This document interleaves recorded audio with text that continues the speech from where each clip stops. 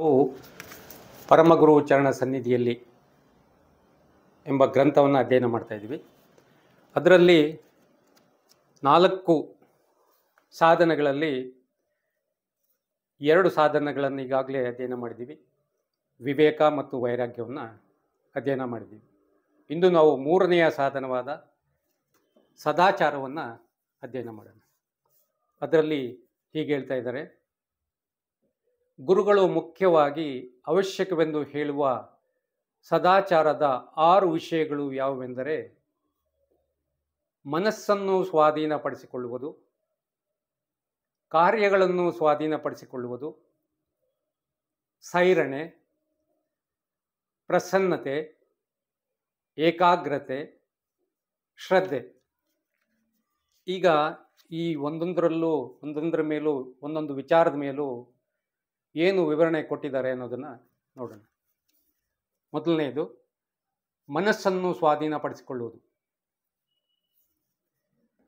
ವೈರಾಗ್ಯವು ನಮ್ಮ ಆಶೆಗಳನ್ನು ಸ್ವಾಧೀನಪಡಿಸಿಕೊಳ್ಳಬೇಕೆಂಬುದನ್ನು ತೋರಿಸುತ್ತದೆ. ಮನಸ್ಸಿನ ಸ್ವಾಧೀನತೆಯು ಅದೇ ರೀತಿ ನಮ್ಮ ಮನಸ್ಸನ್ನು ಸ್ವಾಧೀನಪಡಿಸಿಕೊಳ್ಳಬೇಕೆಂಬುದನ್ನು ತಿಳಿಸುತ್ತದೆ.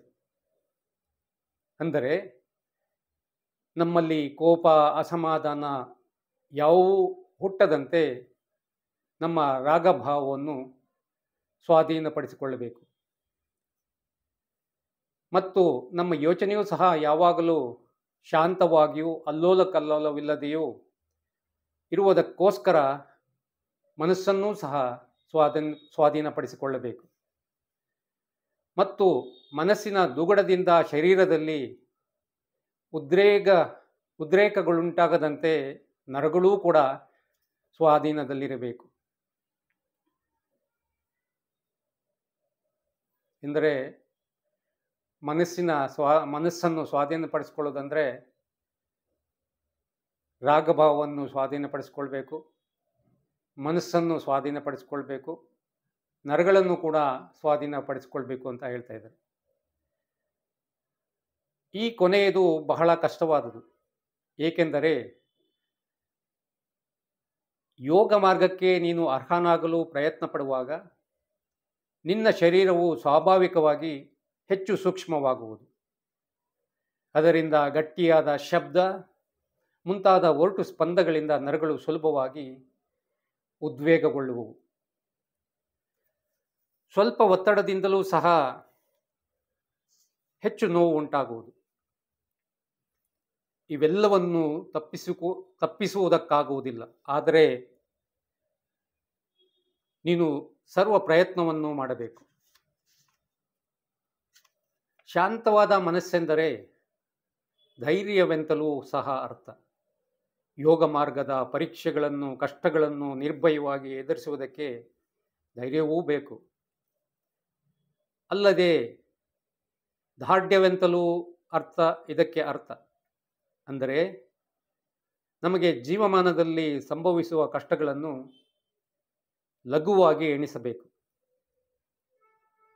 ಅನೇಕರು ಅಲ್ಪ ವಿಷಯಗಳಿಗೆ ನಿರಂತರವೂ ಸಿಡುಗುಟ್ಟುತ್ತಾ ತಮ್ಮ ಕಾಲದಲ್ಲಿ ಬಹಳ ಹೆಚ್ಚಾದ ಭಾಗವನ್ನು ಅದೇ ರೀತಿಯಲ್ಲಿ ಕಳೆಯುತ್ತಾರೆ. ನೀನು ಹಾಗೆ ಸಿಡುಗುಟ್ಟಕೂಡದು. ಒಬ್ಬನಿಗೆ ಹೊರಗಿನ ಸಂದರ್ಭಗಳಿಂದ ಎಷ್ಟು ಕಷ್ಟ ಬಂದರೂ ಅದನ್ನು ಅವನು ಸ್ವಲ್ಪವೂ ಲಕ್ಷಿಸಕೂಡದೆಂದು ಗುರುಗಳು ಹೇಳುತ್ತಾರೆ.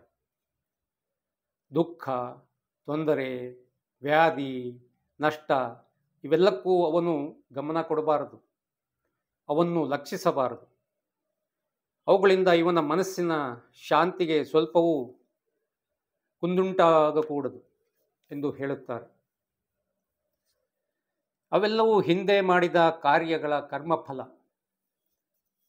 ಇವುಗಳ ಮಧ್ಯೆ ನೀನು ಯಾವಾಗಲೂ ಸಂತೋಷದಿಂದ ಶಾಂತ ಚಿತ್ತನಾಗಿ ಇರಬೇಕಾದುದು ನಿನ್ನ ಕರ್ತವ್ಯವೆಂದು ನೀನು ಜ್ಞಾಪಕದಲ್ಲಿಟ್ಟುಕೊಂಡು ಆ ಕಷ್ಟವು ಒಂದಂಗವೆಂದು ತಿಳಿದು ಅದನ್ನು ಸಂತೋಷದಿಂದ ಸಹಿಸಬೇಕು. ಇಂತಹ ತೊಂದರೆಗಳೆಲ್ಲವೂ ನಿನ್ನ ಹಿಂದಿನ ಜನ್ಮಗಳಿಗೆ ಸಂಬಂಧಪಟ್ಟವು. ಈ ಜನ್ಮಕ್ಕಲ್ಲ. ನೀನು ಅವನ್ನು ಈಗ ಬದಲಾಯಿಸಲಾರೆ. ಆದುದರಿಂದ ಅವುಗಳ ವಿಚಾರವಾಗಿ ಕ್ಲೇಶ ಪಡುವುದರಿಂದ ಉಪಯೋಗವಿಲ್ಲ. ಅದಕ್ಕೆ ಬದಲು ನಿನ್ನ ಮುಂದಿನ ಜನ್ಮಗಳಿಗೆ ಉತ್ತಮವಾದ ಸಂದರ್ಭಗಳನ್ನು ಒದಗಿಸುವುದಕ್ಕೆ ಈಗ ನೀನು ಏನು ಮಾಡುತ್ತಿರುವೆ ಎಂಬುದನ್ನು ನೋಡಿಕೊ.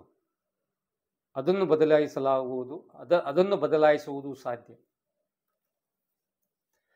ವ್ಯಸನ, ಖಿನ್ನತೆ ಇವುಗಳಿಗೆ ಯಾವಾಗಲೂ ಅವಕಾಶ ಕೊಡಬೇಡ.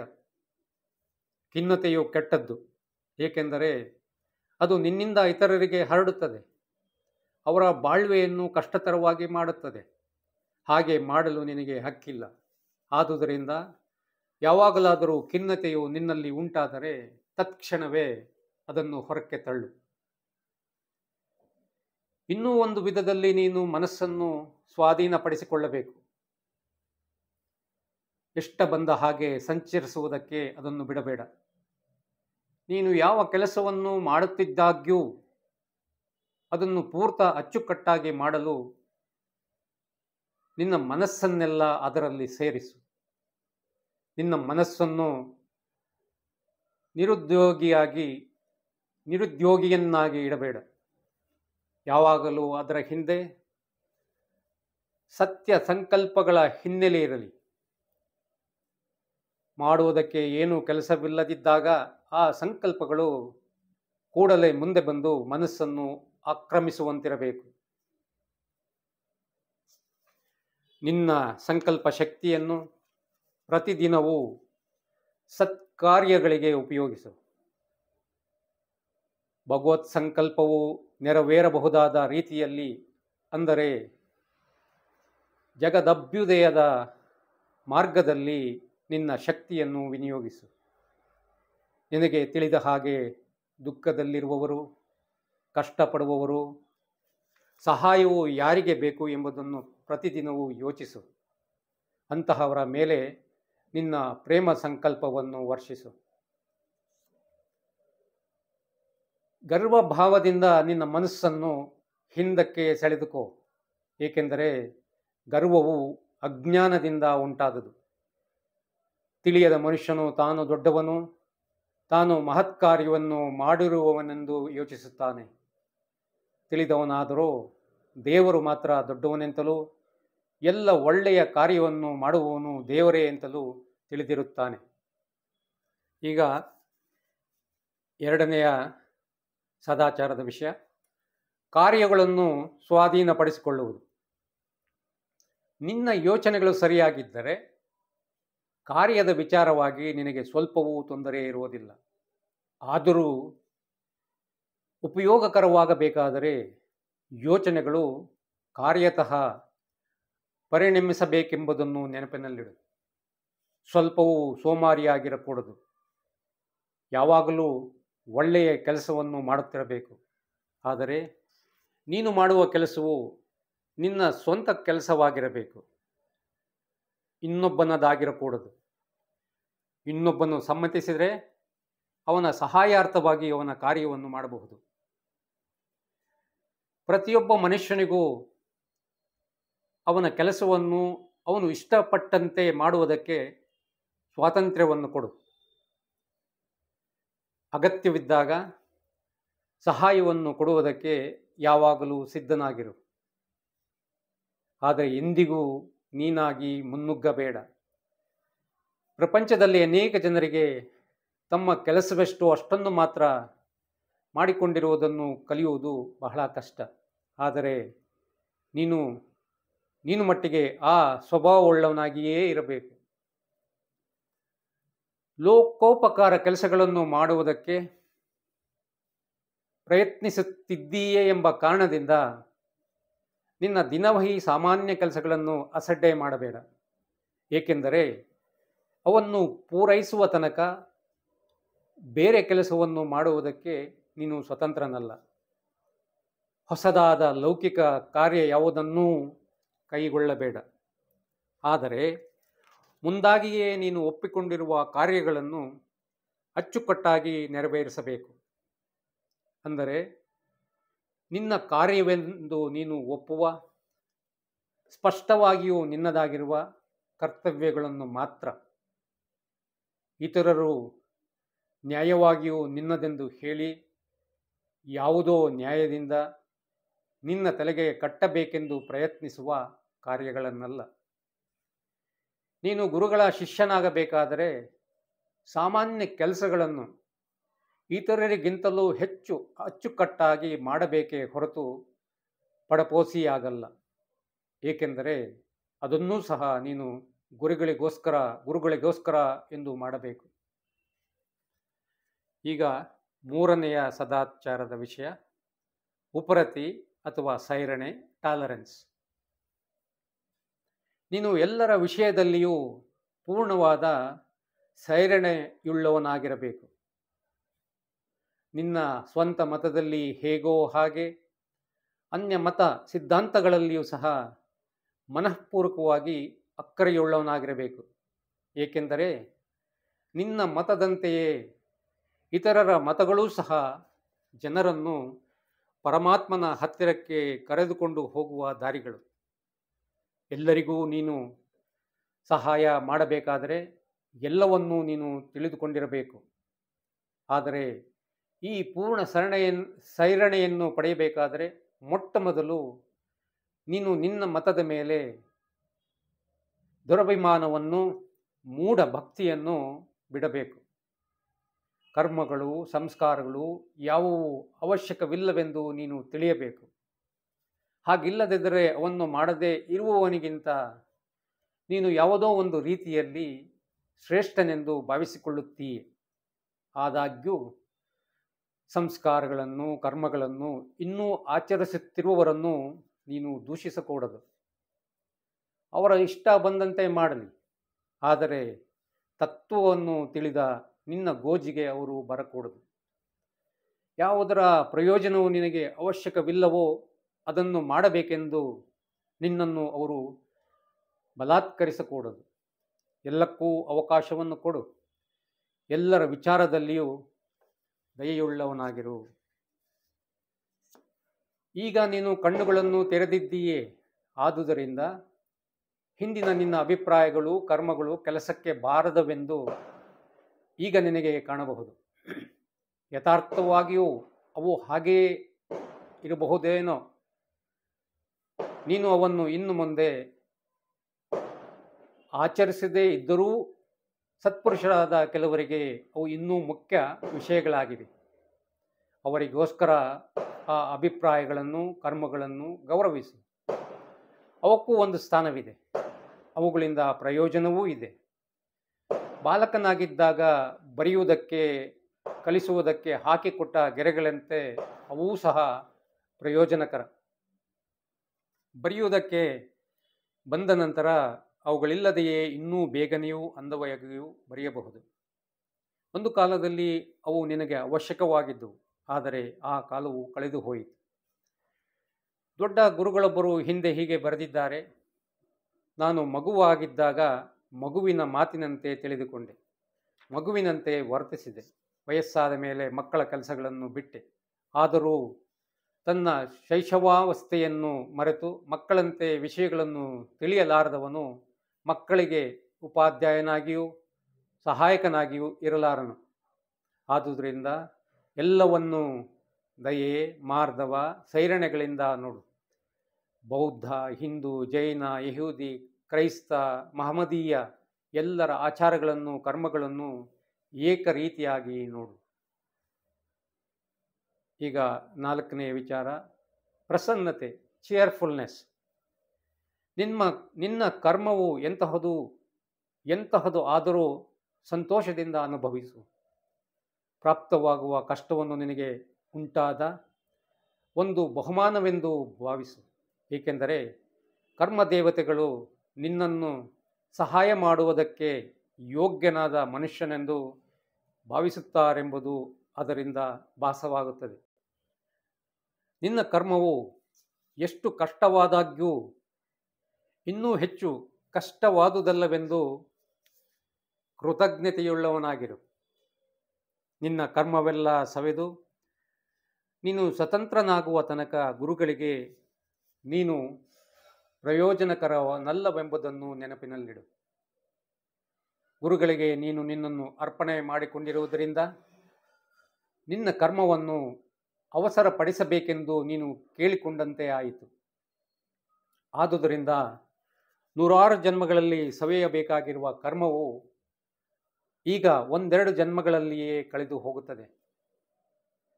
ಹಾಗೆ ಕರ್ಮವು ಸವೆಯುವುದರ ಉತ್ತಮ ಪ್ರಯೋಜನವನ್ನು ನೀನು ಪಡೆಯಬೇಕಾದರೆ ಆ ಕರ್ಮಫಲವನ್ನು ನೀನು ಪ್ರಸನ್ನನಾಗಿಯೂ ಸಂತೋಷಚಿತ್ತನಾಗಿಯೂ ಅನುಭವಿಸಬೇಕು. ಇನ್ನೊಂದು ವಿಷಯ, ನಾನು ನನ್ನದು ಎಂಬ ಭಾವವನ್ನು ಬಿಡಬೇಕು. ನೀನು ಅತ್ಯಂತವಾಗಿ ಅಪೇಕ್ಷಿಸುವ ವಸ್ತುಗಳನ್ನು, ನೀನು ಅತ್ಯಂತವಾಗಿ ಪ್ರೀತಿಸುವ ಮನುಷ್ಯರನ್ನು ಸಹ ಕರ್ಮವು ನಿನ್ನಿಂದ ತೆಗೆದುಕೊಳ್ಳಬಹುದು. ಆಗಲೂ ನೀನು ಸಂತೋಷಚಿತ್ತನಾಗಿರಬೇಕು. ಸಮಸ್ತವನ್ನು ತ್ಯಾಗ ಮಾಡುವುದಕ್ಕೆ ಸಿದ್ಧನಾಗಿರಬೇಕು. ಅನೇಕ ವೇಳೆ ಗುರುಗಳು ತಮ್ಮ ಶಕ್ತಿಯನ್ನು ಶಿಷ್ಯನ ಮೂಲಕ ಇತರರಿಗೆ ವರ್ಷಿಸಬೇಕೆಂದು ಅಪೇಕ್ಷಿಸುವರು. ಶಿಷ್ಯನು ಖಿನ್ನ ಮನಸ್ಕನಾಗಿದ್ದರೆ ಗುರುಗಳದನ್ನು ಮಾಡಲಾಗುವುದಿಲ್ಲ. ಆದುದರಿಂದ ಯಾವಾಗಲೂ ಸಂತೋಷಚಿತ್ತನಾಗಿರಬೇಕೆಂಬ ನಿಯಮದಂತೆ ನಡೆದುಕೋ. 5ನೆಯ ವಿಚಾರ, ಏಕಾಗ್ರತೆ. ಗುರುಗಳ ಕಾರ್ಯವನ್ನು ಬೇಕೆಂಬುದೊಂದೇ ನಿನ್ನ ಉದ್ಯೋಗವಾಗಿರಬೇಕು. ಬೇರೆ ಯಾವ ಕೆಲಸಗಳು ನಿನಗೆ ಬಂದರೂ ಇದೊಂದೊಂದು ಮಟ್ಟಿಗೆ ನೀನು ಎಂದಿಗೂ ಮರೆಯಕೂಡದು. ಅಲ್ಲದೆ ಬೇರೆ ಯಾವುದೂ ನಿನಗೆ ಪ್ರಾಪ್ತವಾಗಲಾರದು. ಏಕೆಂದರೆ ಇತರರಿಗೆ ಸಹಾಯಕರವಾದ ಅಸ್ವಾರ್ಥಯುಕ್ತವಾದ ಕಾರ್ಯವೆಲ್ಲವೂ ಗುರುಗಳ ಕಾರ್ಯವೇ. ಗುರುಗಳ ತೃಪ್ತವಾಗಿ ಅಂತಹ ಕಾರ್ಯಗಳನ್ನು ನೀನು ಮಾಡಬೇಕು. ಅವನ್ನು ನೀನು ಮಾಡುತ್ತಿರುವಾಗ ಅವುಗಳ ಪ್ರತಿಯೊಂದು ಭಾಗಕ್ಕೂ ನಿನ್ನ ಪೂರ್ಣ ಗಮನವನ್ನು ಕೊಡಬೇಕು. ಏಕೆಂದರೆ ಅದು ನೀನು ಮಾಡುವ ಅತ್ಯುತ್ತಮ ಕಾರ್ಯವಾಗಿರಬೇಕು. ಅದೇ ಗುರುವು ಮತ್ತೆಯೂ ಬರೆದಿರುವುದೇನೆಂದರೆ, ನೀನು ಮಾಡುವುದನ್ನೆಲ್ಲ ಮನುಷ್ಯರಿಗೆಂದಲ್ಲದೆ ದೇವರಿಗೆ ಹೇಗೋ ಹಾಗೆ ಸಂಪೂರ್ಣ ಮನಸ್ಸಿನಿಂದ ಮಾಡು. ತತ್ಕ್ಷಣವೇ ಗುರುಗಳು ನೀನು ಮಾಡುತ್ತಿರುವ ಕೆಲಸವನ್ನು ನೋಡುವುದಕ್ಕೆ ಬರುವರೆಂದು ತಿಳಿದರೆ ಆ ಕೆಲಸವನ್ನು ಹೇಗೆ ಮಾಡುವೆ ಎಂಬುದನ್ನು ಯೋಚಿಸು. ನಿನ್ನ ಎಲ್ಲ ಕೆಲಸವನ್ನು ಆ ರೀತಿಯಲ್ಲಿ ಮಾಡಬೇಕು. ಅತ್ಯಂತ ತಿಳುವಳಿಕೆಯುಳ್ಳವರು ಆ ವಚನದ ಅರ್ಥವೇನೆಂಬುದನ್ನು ಅತ್ಯುತ್ತಮವಾಗಿ ತಿಳಿದಿದ್ದಾರೆ.